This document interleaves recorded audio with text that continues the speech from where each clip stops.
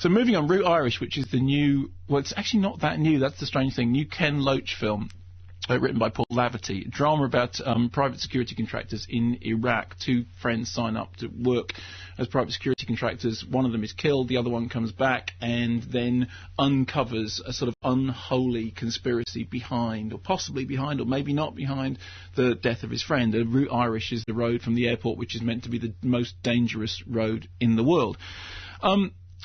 Here's the thing with that. I mean, I'm really impressed by Ken Loach in general. I think he's a proper filmmaker. He's a British filmmaker who tries to make films for for a European audience. Doesn't pander to what he thinks the Americans need. Of course, he's a previous Palme d'Or winner. You look at things like The Wind That Shake the Barley, which is still fairly recent. I mean, clearly in his later periods, he's still making very interesting work. The thing with Route Irish is, it is not a major Ken Loach work. It's interesting that there was a story today, this is Friday, in the newspapers about the ongoing repercussions of the Potters Bar rail crash and who was or wasn't involved in that. And I was remembering that in, I think, 2001, Ken Loach made that film, The Navigators, which I think ended up going straight to TV, which is a very, very good drama about the consequences of privatising rail, and it was classic Ken Loach, but it was just one of the things. I mean, as I said, I think it went straight to TV.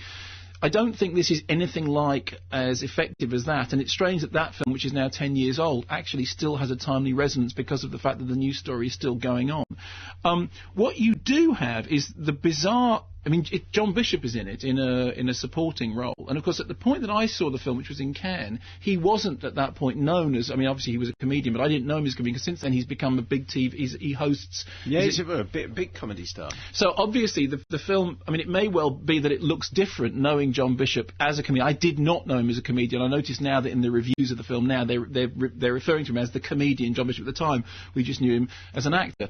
But here's the thing: when I saw it in Cannes, the feeling with all of us, I think many of us had the same feeling, was it's fine. It was rushed into Cannes at the last moment. I think it was probably rush finished, and I did bump into Ken Loach subsequently, and I think they were doing a little bit of tinkering. I'm not entirely sure, but at the time that we saw it, it felt like just acceptable, solid, somewhat water-treading work from Ken Loach, bogged down by some terribly Basil exposition-like dialogue, in which people who'd been ensconced in this very difficult situation, as I said, private security firms, war in Iraq, all that stuff, said things like they would stop and explain to each other improvised explosive devices, and things that everyone sort of knew about. And there was a moment in the Cannes screening when they actually did that IED, what's that? Oh, it's this, in which you could feel the audience groaning because it felt like somebody had to explain a plot point.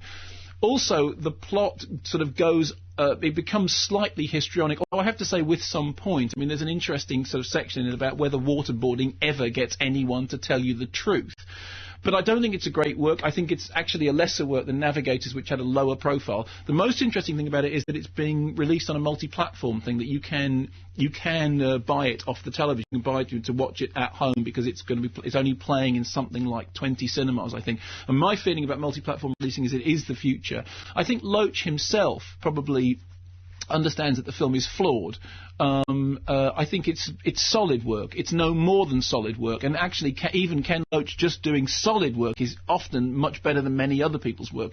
But I think it is an unremarkable addition to the canon. It's certainly not in the same league as something like The Wind That Shakes the Barley, or even Sweet 16, I think.